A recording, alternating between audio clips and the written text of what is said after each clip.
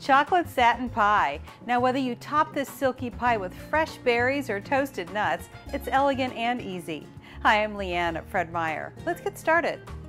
I made a graham cracker crust for this beautiful pie by taking some graham crackers, a little bit of sugar, some butter, and then I mixed that together and put it down on the pie plate. I pressed that into the pie plate and then baked it in a 350 oven for about 8 minutes and let it cool. And that's what I'm starting with here. Now I told you this was simple. I'm going to start by adding 2 egg yolks into my pan, and then I'm going to add in some evaporated milk, and it's Carnation, which is also available in the fat-free. So I'm going to add this in. You know, it can be used as a substitute for milk or cream.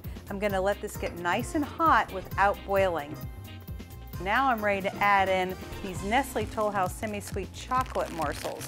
They're the highest quality and best tasting chocolate, and it all stems from the chocolate making process and the origin of the cocoa beans.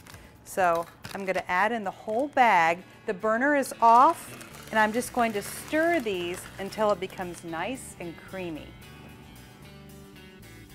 Now, even though the burner's off, watch how this chocolate just melts into that evaporated milk and eggs for a luscious satiny filling for our pie.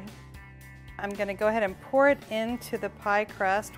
Look how satiny this looks, and the best part is you don't even have to cook it. It just goes in the refrigerator for about 3 hours to overnight. And here's my pie ready to slice, but I want to quickly show you that I took the same recipe and made little individual portions for serving as well. Aren't they cute? Okay, I'm ready to slice this pie and get it topped with some whipped cream. I'm using some fresh whipped cream that I made, pistachios, some fresh berries.